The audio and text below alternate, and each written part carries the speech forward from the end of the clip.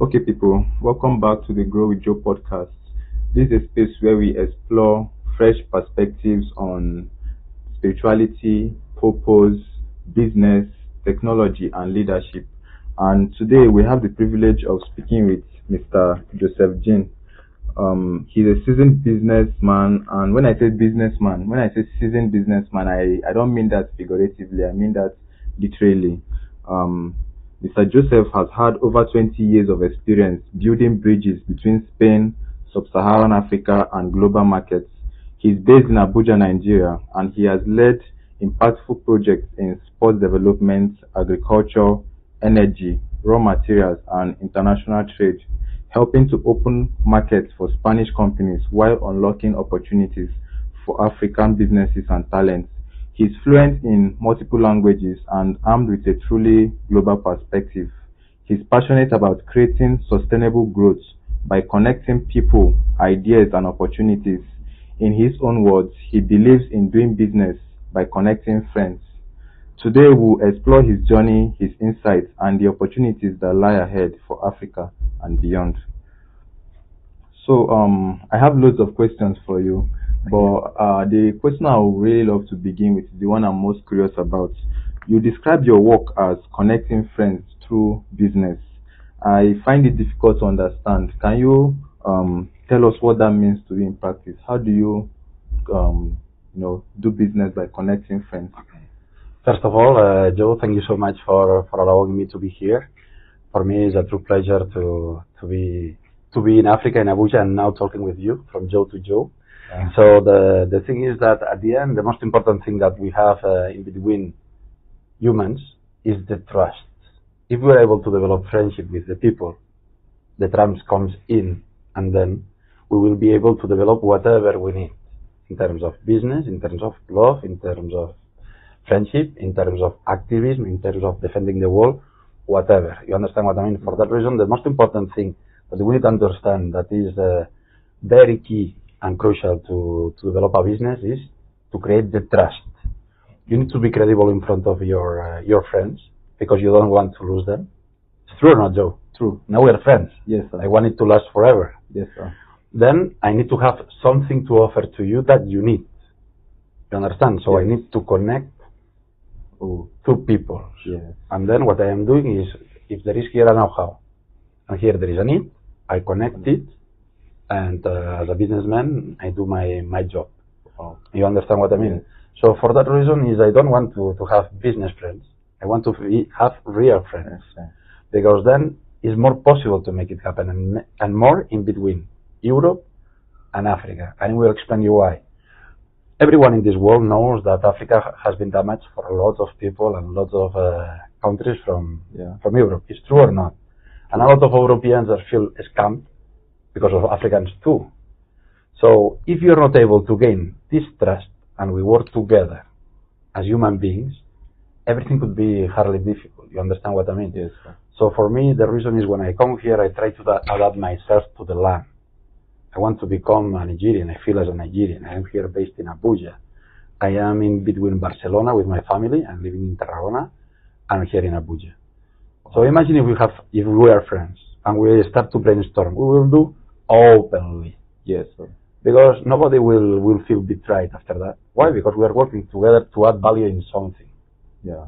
You understand what I mean? Yeah. So if we are able to get our hearts together, and I know you know me, not just in the language, in the cultural language, and in the business language, we can adapt ourselves, and we start thinking about which is your needs and mine for my customer, then we can make everything happen.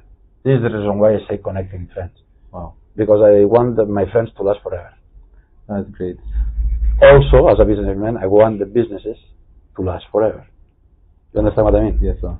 Wow, that's really wonderful. You actually answered the next question. I was going to ask you what inspired you to connect Spain and Africa, but based on what you said, you are a friend, you are a relationship first person, not a business first person. So when you come into an area, what inspires you is the friendship, to build bond, and then you then use that as an opportunity to connect, to create value between two persons.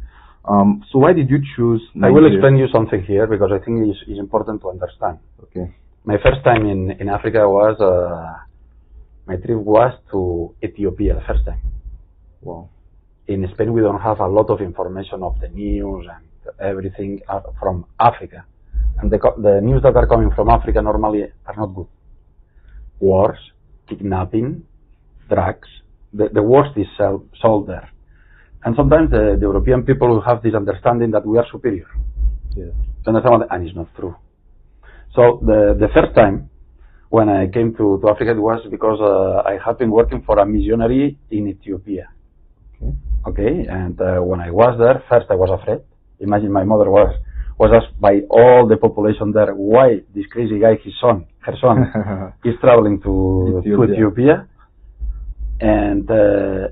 And my mind, because I am an engineer by profession, I was thinking, oh, I can add a lot of value.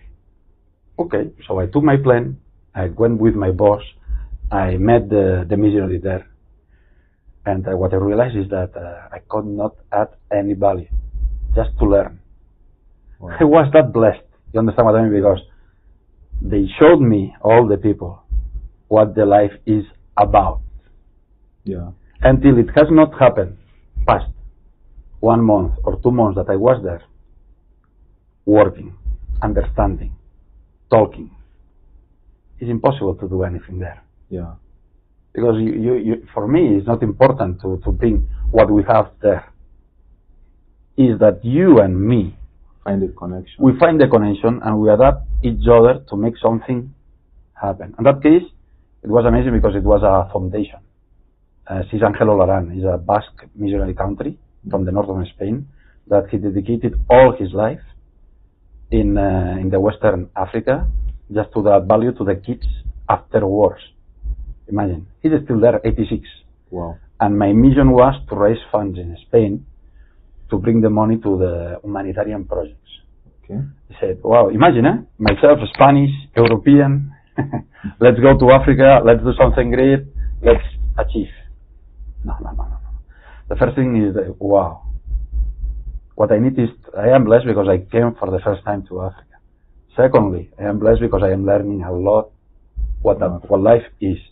And people everywhere in the world has a lot of knowledge and lots of things to offer, a voice, a message, because all of us, we are gifted. Now, for example, here in this country, I have a friend who is now my friend and my partner also, Mr. Obiora. So he's helping me to understand what the culture is about, what you are doing. And what I try to do is to love myself, to understand this place better, because I want to convert myself and I'm Nigerian.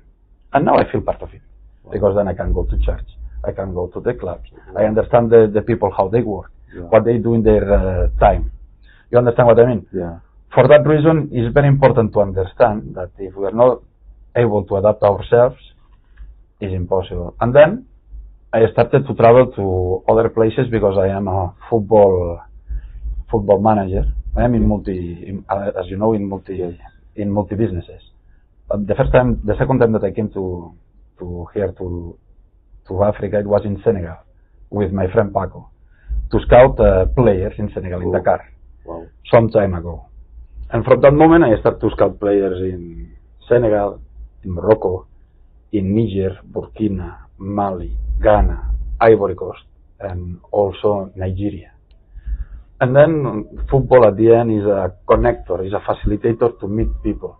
And then is when I started to introduce other businesses to the Western African countries. Wow.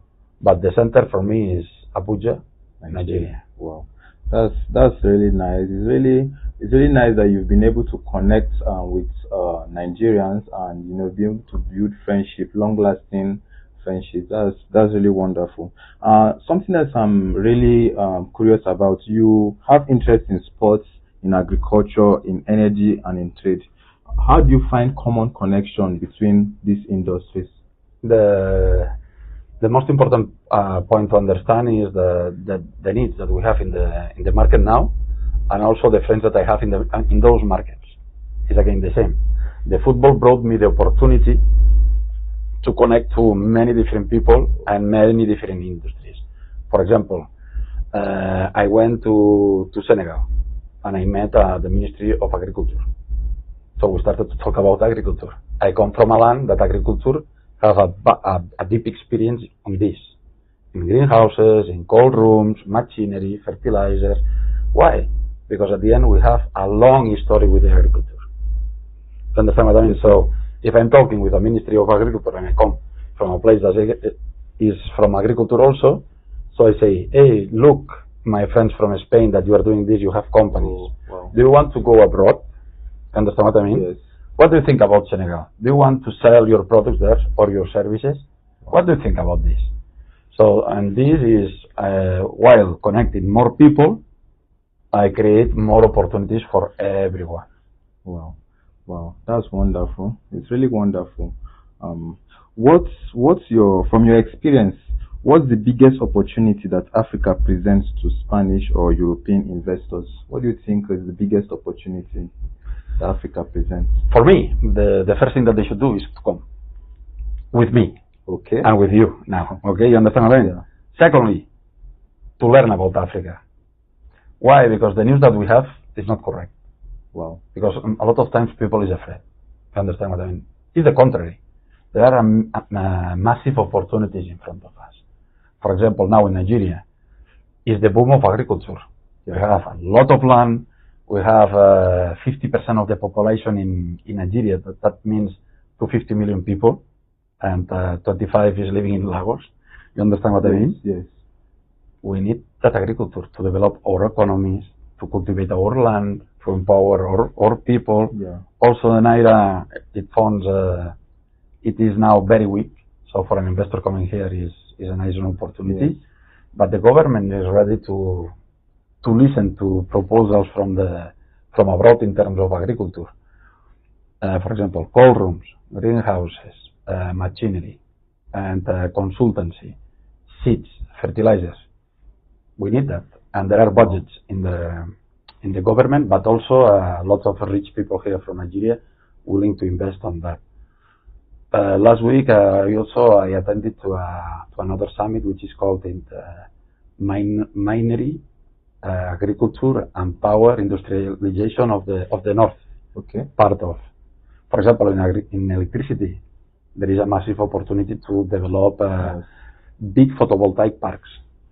I have been talking with some ministers about that. It's massive opportunity that we have. And now Nigeria is becoming a safe place to invest because they are building the context to that a foreign investor comes, put everything together, and we move forward. Yeah. The other thing for me that is they are waiting for Nigeria now is mining.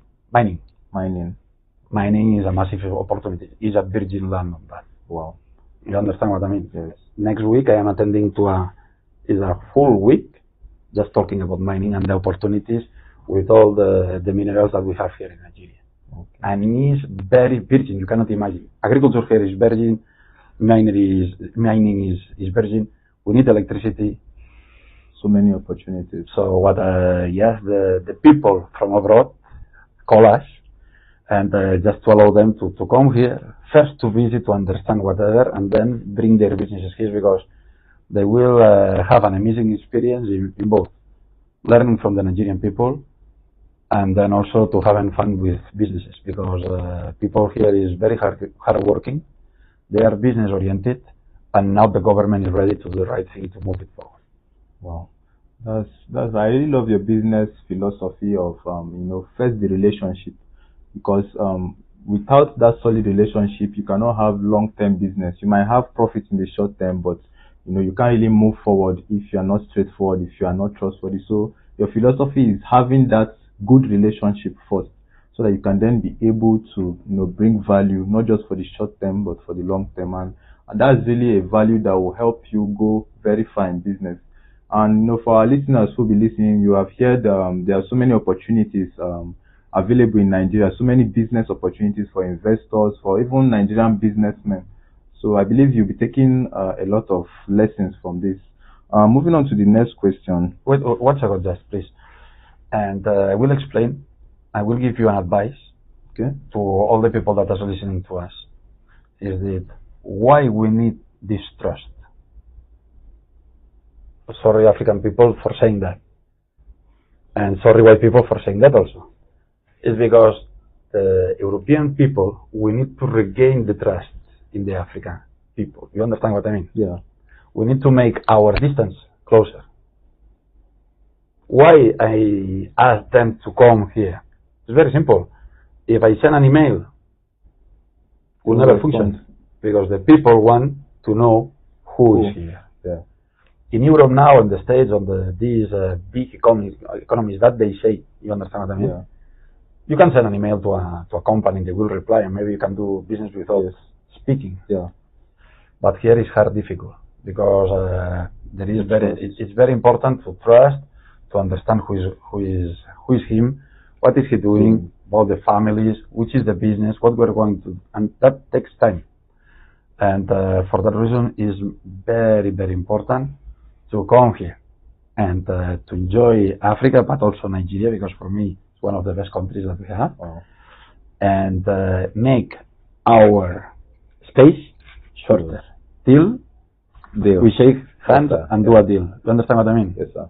You are really playing a very important. I think many people might not really understand the role you are playing, because you being here now is kind of like a test run. It's like when an automobile company produces a vehicle, they first have a test run, to ensure that all the parts are functioning well before they then mass produce. So what you are doing here now is, for your counterparts in Europe, in Spain, you are like a test run. They are testing, okay, is it safe? Is the environment safe for us to come and invest? So all of those things, you are doing it here already for them, letting them know that, yes, this is a good environment to come. I've been here for a very long time and business is good, there are opportunities, and so it will encourage them, to come here as well. And that's very nice. Thank you. You are really doing a big growth for even we Africans ourselves. And I think that's something commendable. Thank you so much for that. So the next question, you've lived and worked in different in different countries, I mean.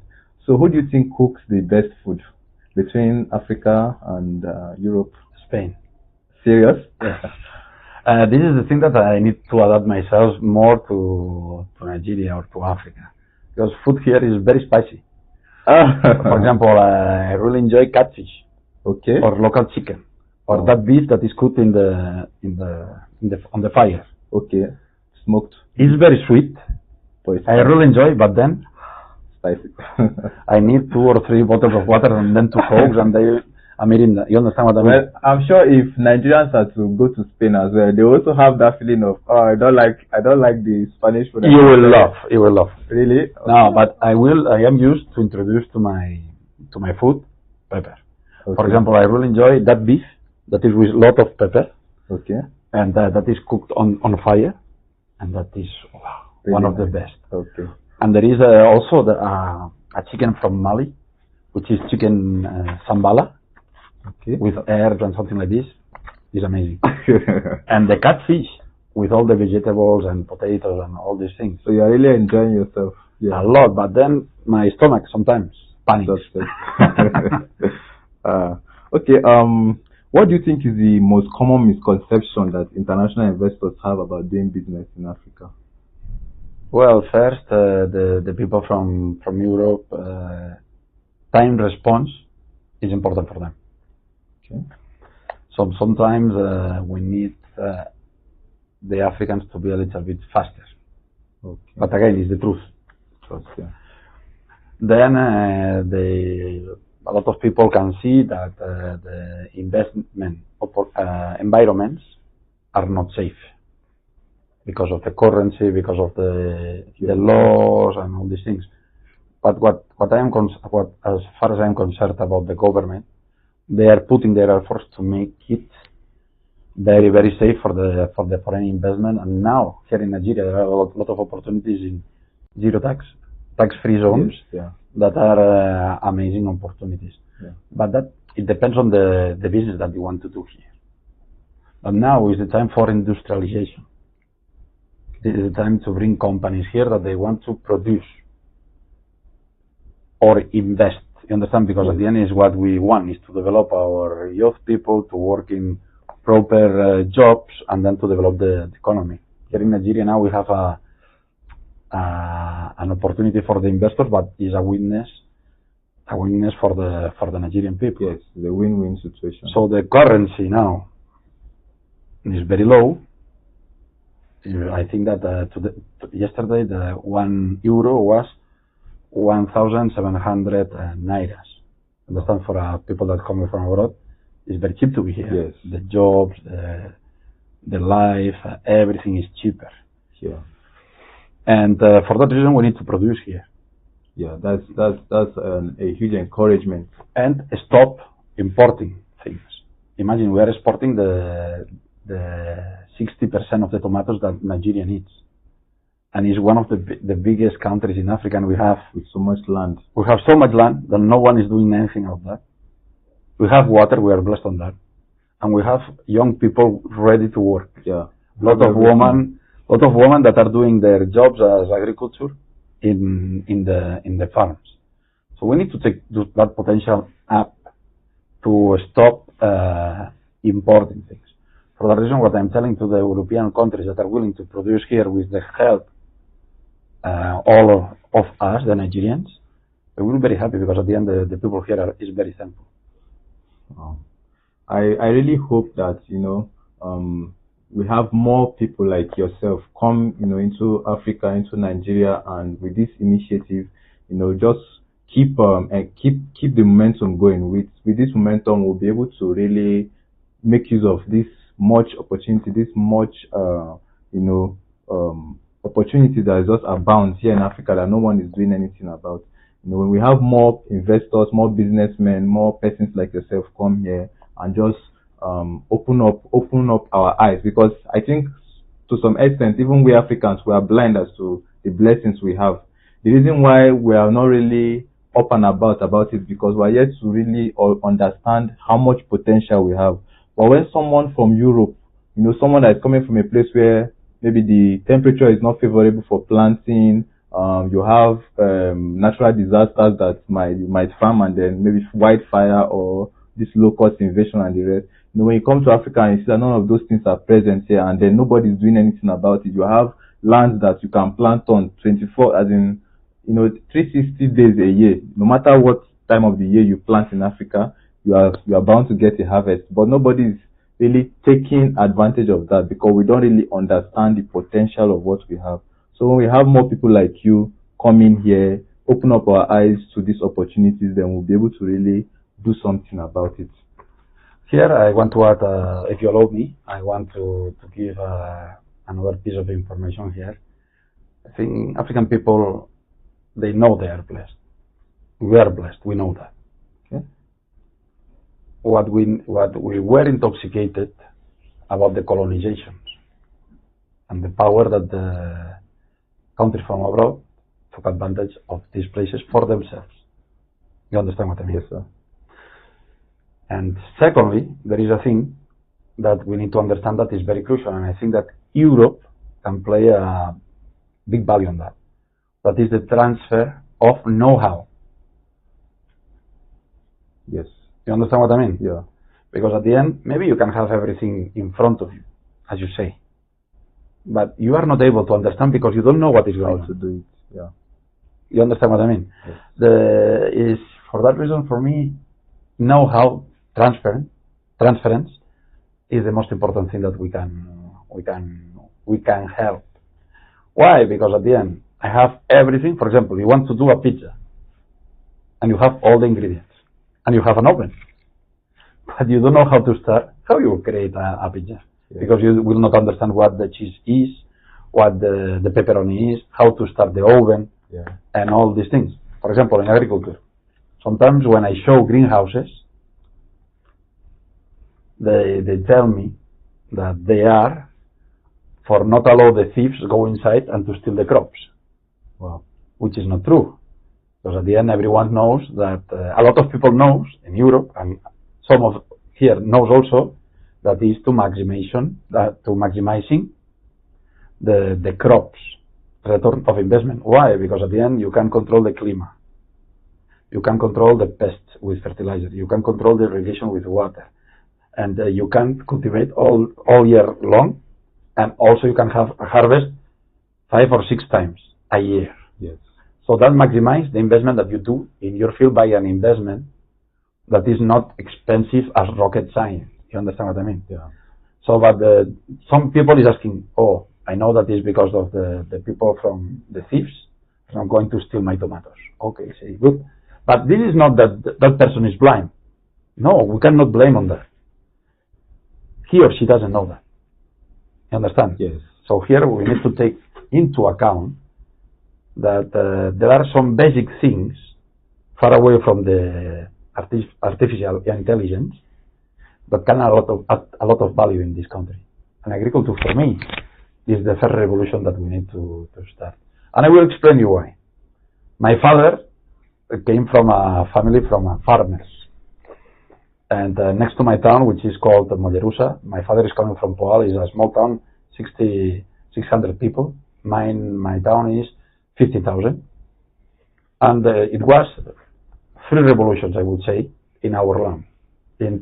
Starting at 1920. You understand what I mean? First, they brought the water with canals from a river to bring all the water to the land. Wow. With the water, you can seed, you can deliver your crops, and then you can harvest. What happened at that moment? What is happening here now? We have our crops, and 50% or 60% of the crops are harvest losses. Why? Because you don't have preservation. What did happen there? There was a group of people, they invested on the first cold room. Wow. Which is called Nufri, a small one, a small warehouse, not a big one. Now it's massive. The 3,000 people of my town are working there. Wow.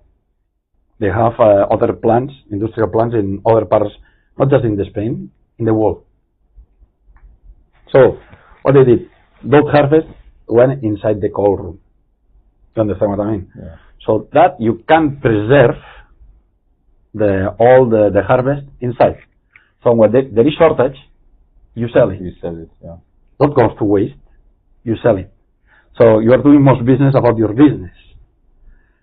And then we understood that the crops, we could maximize the return of investment of the crops. And then is when appeared the greenhouses. Wow. To control everything. Very simple, ready to go, not a big investment. It's not like creating a motorway or something like this. Yeah, or a refinery. And we are doing lots of refineries here. You understand what I mean? Yeah. So this is the thing that I would recommend African, European people globally to share this know-how. Wow, you really have a lot of knowledge and interest in agriculture, and truly, I think agriculture is one of the driving force of development, because just as you said, the development started with channeling the water, irrigating the land, and then there became need for storing the excess product so it doesn't go to waste. So you see, if something like that happens in Africa, when we start utilizing our agricultural capacity, it begins to drive development. So you go from having excess products to storing it to then having good road network, to transport these products to the farmers, and then you have markets open up before you start talking of exports. So I think agriculture is really a driving force for development, especially here in Africa. My friend, Dr. Diallo, from Mali. I was driving his car in Sikasso, is a small village in Mali, okay? And I say to him, wow, this is amazing. You have in front of you an amazing opportunity. In terms of agriculture, say, wallahi, you should go inside that. And he was not understanding at the time. But I said, hey, take a flight, come to my house, and I will show you. Okay, so what he did is, he took the flight, he come to Mollerussa, and I showed around. So we went to that small warehouse of the Nufri that was next to a small road, next to my town. But a small one. And I can assure you that the road was very narrow. Not good. You understand what I mean? Yes. And he realized the impact of that warehouse to the development of all our land. Wow. Because other cold rooms appeared, other companies. This one especially growed a lot, Nufri. And well, from a road we went to motorways. More people coming to work in our space, so the economy was flowing. Okay. More Mercedes and good cars appeared in my.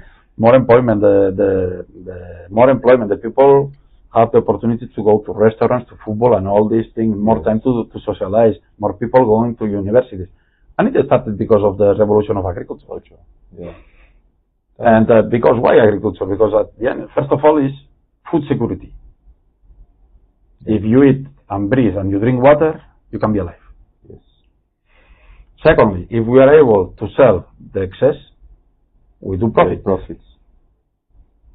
Not bad. They're able to afford a higher lifestyle. The youth can develop themselves a career on that because we're creating an industry. So they will get paid and they will not go to steal or to be dealing with drugs or just not doing anything, just waiting for tips. Yes. So that's changing a little bit the mindset.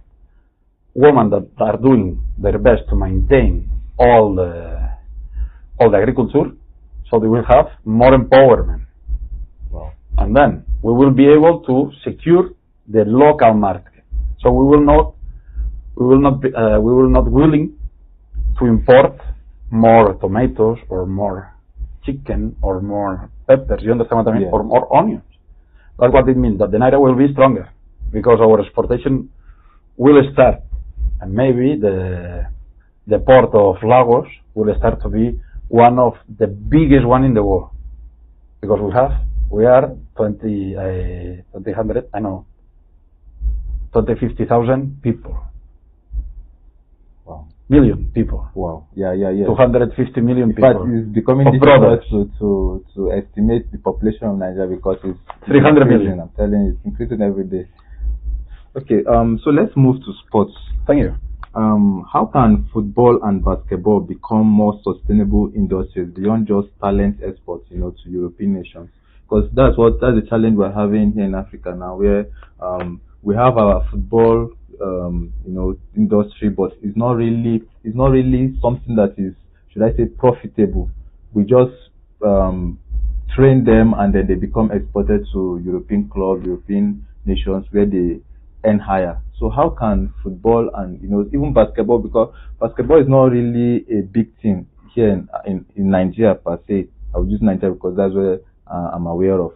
So we don't have a lot of, should I say, information or awareness about basketball. But when you go to America, basketball is kind of like, I think, the second, if not the biggest sports industry. So how can football and basketball become more sustainable industries for Africa? For me, the first thing that we need to focus on is to talent development. At the end, we are more focused to deliver players abroad to have the fast cash than to develop them properly. Oh. Then, a lot of players are not competing both in basketball and football in regular leagues. You understand what I mean? Yeah. We don't have the good videos. For example, if I want to sell a player from Nigeria to, I don't know, Football Club Barcelona, or other sporting directors of professional clubs in Europe, they will say, okay, you like this player? Okay, show me information. Normally the videos are not good. The context is not good. We don't have a lot of information. And normally these players don't compete in a regular basis. So we don't have statistics of them performing in the long term. Yes. What they do in Europe. So they focus on the players that they are in the national team in Africa. So we need to change that. We need to improve the standards of the leagues to bring data and information of the players to scouting platforms, but good videos and good statistics. Wow. And we need to play regular leagues, not just scouting programs, because a lot of people is investing a lot of money bringing white people, as you say, to look at the players, dreaming about one is flying and having this big income coming to them. Sometimes nothing happens. There are some exceptions that can work. For example, now Cristian Tusuche from Getafe, that he sold from Crystal Palace. Yeah. He arrived to a third division team, 5 division team in Spain. He went to the third division, and Getafe signed him last year, and they did a big transfer.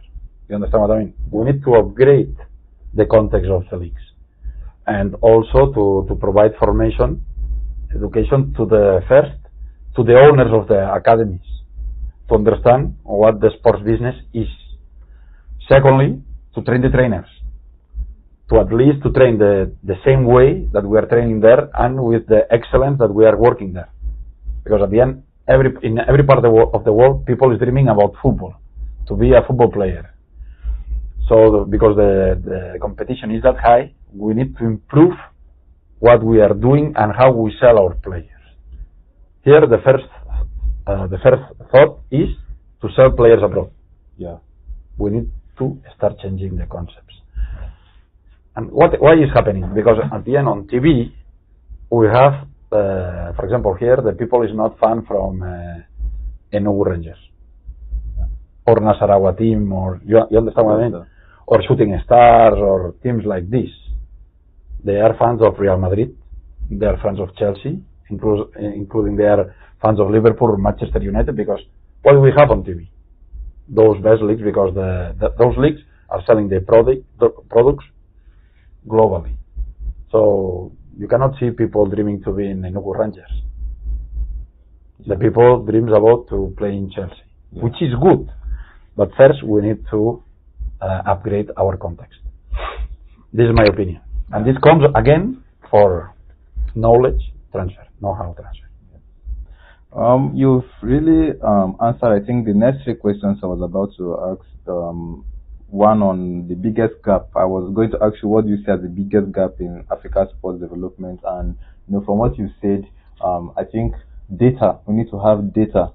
We need to be able to keep track of these players. They should have long-term tournaments where you study their history, know how they have performed over time. And I was also going to ask you, in building partnership, what do you look out for first? The opportunity, the people, or the long-term vision? And you've answered that, you look out for the people, you look out for the relationship first. You first build that relationship, then you find opportunities to exchange value, between your friends, between the people. I think the next question should be, has cultural difference had any impact in your negotiations between Spanish, African, and global partners? Have there been any barriers, like cultural barriers, between your negotiations? For sure. And it's very easy to understand. Maybe you're telling something to me in good English, and I'm telling something to you in good English. You understand what I mean? Yeah. And we are not able to understand. Yeah. Because your meaning of those words are different than mine. Yeah.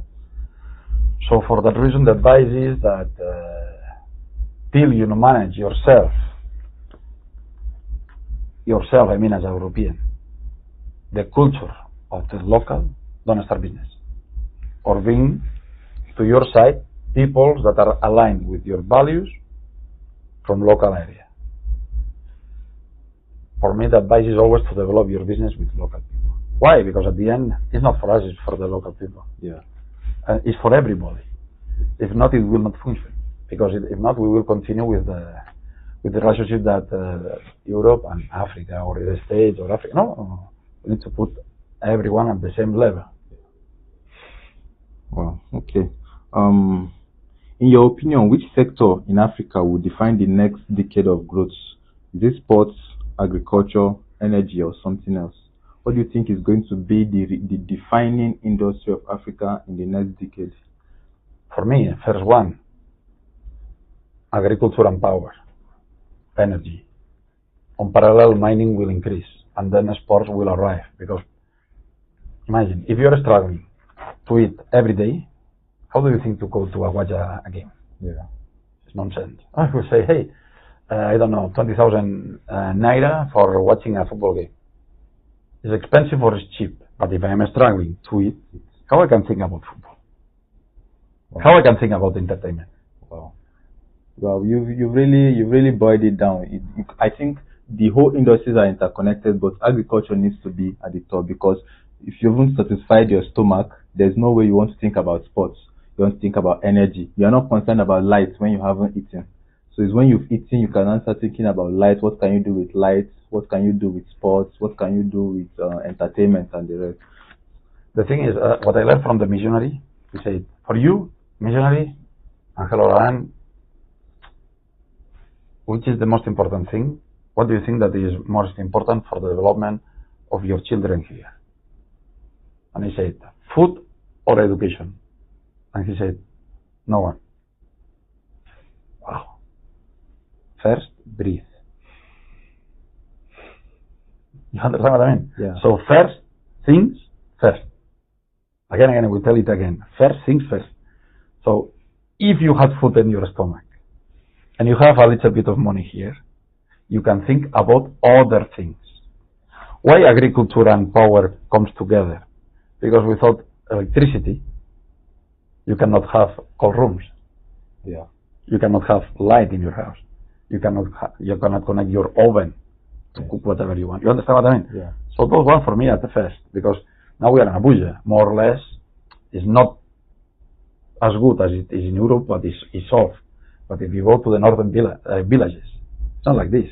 So you understand what I mean? Connectivity with the internet is the same. So you understand what I mean? So first things first. Agriculture and power. And then entertainment will come along. Because it's what happened in Spain at the 80s. Okay. Thank you so much for that response. There's a lot to learn from that, not just for, I think for every age group, whether the young person who is coming up, the middle age who is working, and even the the high income earner who has money to invest. There's a lot to learn from that. What specific African product, by product I mean agricultural product, do you believe the world is still sleeping on? For me, the ones that we should work more on, because at the end the market is saying that, is tomato, peppers, onion, green leaves. Wow, that's vegetables. Because it's the ones that are we eating almost every day. And also we need to improve our chicken production, also beef. Wow. Because we have land, we can have our own animals, but it will be coming when we'll have more cold rooms facilities to preserve everything. Also fish, because you love fish, yeah, as me. Yeah, and these are big industries. Yes, it will come little by little. Okay, what is the saddest experience you've had doing business in Africa? Have you had any sad experience? Sad experience? Well, the crazy moments that I created to my friend. Okay. Because at the end, everything is a learning process. When you arrive to a place that you don't know, sometimes you behave as you were in your home. Okay. So it was my fault. Oh. For example, African time. For example, not understanding the other languages.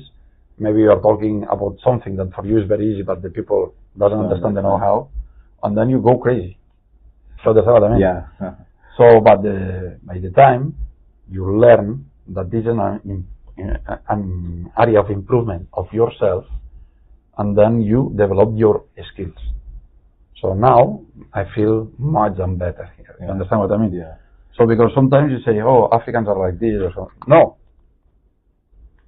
Who am I? Which are my skills? And if I want to go there, to invest there and to have success there, how I adapt myself. Wow. With my know-how and also my attitude and the way that I treat people. That's really nice. That's okay. That's fantastic. You talked earlier on, I think when we first met, you told me about the project you're working on, which is the African Digital Tribe. Yes. Can you tell us more about it, and how can it be useful to our listeners? Yes, it's very simple. At the end, every African have a voice. Very simple. A lot of people they are content creators, amazing, but sometimes there is a lack of the video set places to record their videos. Yeah. So what we'll do is to create a space that every influencer or every content creator can come and we will record whatever they want in 1-2 days, and we'll create content for them for 1 or 2 months. We will from broadcasting till delivering to the social media. Oh, wow. Wow. It's a full package. That's really big opportunity for our listeners. It's going to be like a studio. It's going to be a studio where you can come shoot your content, and then it will be like a football academy where you are managed from start to finish. So everything is taken care of. The marketing, the designing, the editing, everything is taken care of. So you don't have to worry about production. Bring your message, bring your voice, and we help in the rest. Wow. Because at the end, every African leader deserves to be listened from the world. So now we are creating the context for all the people that they want to work with us, is to put their voice, their message globally in the right way. You understand what I mean? Yeah. Because it's amazing what I am doing here. It's amazing the people that I am talking with and the project idea that they have. But sometimes they are not listening because they don't have this, this platform, this context. Okay, so you said it's going to be fully ready in January 2026. Okay. So is there like is there a social handle that they can use to connect, or how do they find it, or is it when it's ready, the information will be made available? Yeah, you will know that. I will introduce you the project again. Okay. And I hope that you can be part of this. Okay. We will launch next our web page in the next weeks, and we will start to advertise ourselves very soon. Okay. So you will be the first one that you will know that. You will have your information with you. You will be the first. To be a honor. Thank you so much, sir. Okay. What kind of legacy do you hope to leave in Africa through your work? What do you want to be remembered for? When I started to come to Africa, it was to create smiles. My company of sports, the first one was Sports and Smiles for the Better World. So if with our know-how I can bring the people to be happier, for me it's done. Wow. Wow. That really relates to your philosophy of relationships. So at the end of the day, it's not to make profit, it's not to make money or have companies, have businesses, but to make people happy. You want to be remembered as someone whose presence, left a mark in the hearts of people, that made people happy wherever you are, wherever you are known. You're known as a trustworthy, a diligent person, a diligent friend, someone that could be trusted, someone that could be relied upon. That's really wonderful. I don't want to be known forever. I don't care about this. The most important thing that I learned is that maybe you can be rich as a businessman, the richest one, but the people will remember you, what you did for the other people. Yeah. You understand what I mean? Yes. If when they were with you, they were happy. If you could add value to their lives, their families, their sons, their daughters, their grandfathers, you understand what I mean? Yeah. So, and if you're not able to bring this added value, it's impossible to do business. And then, if you do a good job and you do your best, and something is happening in the land, real land, people will remember you such a way. This really relates to men like John D. Rockefeller, who spent his entire life amassing wealth, and then got to a point where he realized the only way he could feel happy was giving back that wealth to society. And today that's what we actually remember him for. We don't remember him for the Standard Oil he created, for the amount of. We don't remember how much money, what his net worth was. What we remember him for today is the foundations he have, the philanthropy. You have John D. Rockefeller institutions, scholarship, and that is what he's remembered for today. And that's really how you impact society, by making people happy, by being people first. Serving the people first, and then when you go, you always be remembered. Okay, I think this brings us to the end of the session today. Listening to you has been both educative and entertaining. I wish we could go on and on, but in concluding this session, if you could give one piece of advice to the young African entrepreneurs looking to connect with international markets right now, what would it be? First of all, believe in themselves. If they have inside of them an instinct, say, I want this, please go ahead. You will find a way. Then now we have internet. We have a lot of platforms to connect people. So if you have a great idea and you're doing your best, you will find a way to get the people there. But on the other hand, now we are on ground. Yeah. So please, I would like you to call us. If you are, for example, in sports, we are Sports and Smiles. And if you are in agriculture, we are Agrus International. If we are in the digital, so we have this African Digital Drive. If we are in trading, we have this Reward investment global company that we provide investors to the land, and also we trade. Okay. Wow. It's really been an honor working with you on this. I've really learned a lot, and I can't wait to go back home and listen to this over and over again myself.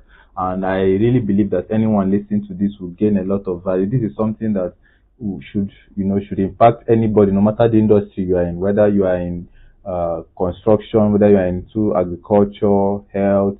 You have something to learn from this, and it's really been a pleasure working with you. If you want to connect with Mr. Joseph, you find his profile on LinkedIn. The correct spelling to his name will be attached to the caption of this session. So you just type it on LinkedIn, and the first profile that comes up will be your profile. So thank you so much for having us today. It's my pleasure, sir. Thank you so much, Joseph. Thank you so much for your time. Wow.